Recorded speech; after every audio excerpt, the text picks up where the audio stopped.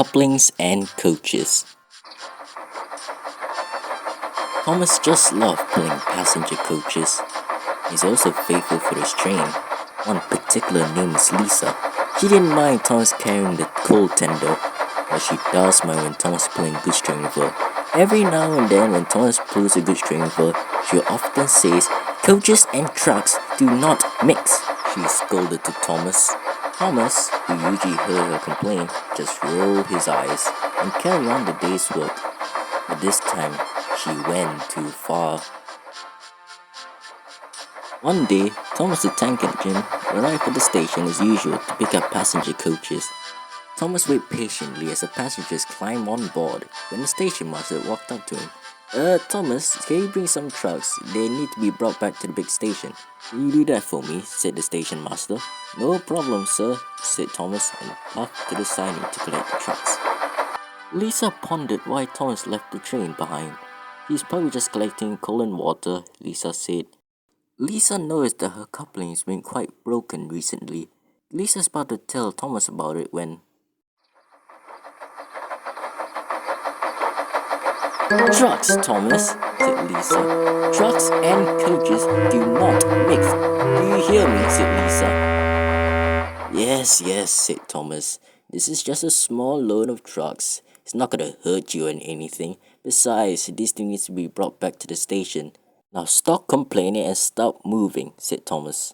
"I should bring these trucks without her," said Thomas quietly. So, with a pipple whistle, Thomas puffed away with the train.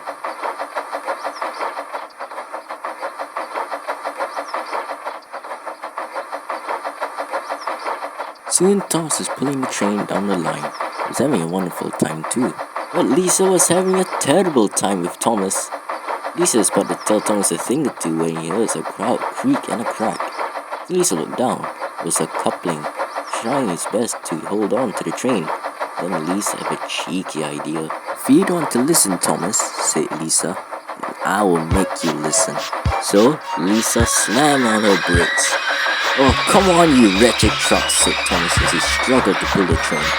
Thomas started losing grip from the rails as the train was slowing to a halt, but Thomas didn't stop.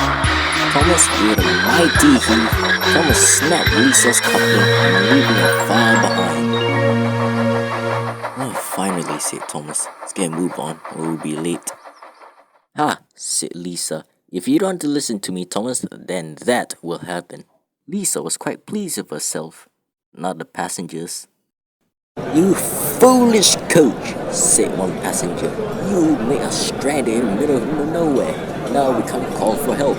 Soon enough, all the passengers started complaining to Lisa what a bad coach she was. Lisa now realized that what she has done.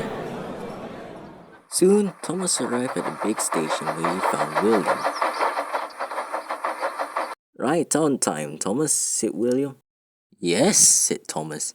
"Although I did have a slow start, but in the end I managed to arrive on time. Here's the passengers," said Thomas. William looked back. Thomas, where's your passengers?" "Well, it's behind my train, can't you see?" The only thing I can see behind you, Thomas, is just a dangling coupling off your tender." Thomas looked back. "Why, bless me," he said. "You left Lisa and the brake van behind." "Oh, I'm so sorry, William." Don't worry," said William. "It's just Lisa doing his old tricks. This is Lisa we're talking about here. You should know sorry for me, Thomas. Tell you what, I'll wait for you here. Besides, I need to wait for you anyway to collect your passengers. Please be quick, for the top of my head knows about it." "Oh, I will show Lisa a thing or two about her old tricks," said Thomas. Soon, Thomas puffed back to collect Lisa and the brake van. Lisa cannot bear with the passengers any longer when he saw Thomas.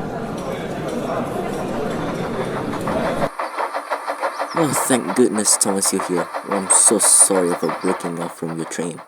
"Well, you should," said Thomas crossly. "I hope these passengers teach you a thing or two. Look, I get it. You don't like trucks, Lisa, but you are a branch line coach and no longer a main line coach. Can't you see?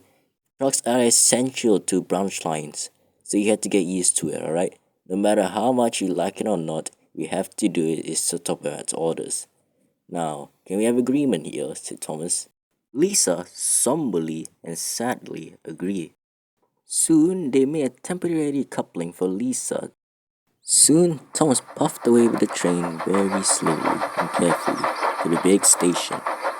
Lisa learns to not to be such a foolish coach, but rather be a helpful coach to Thomas.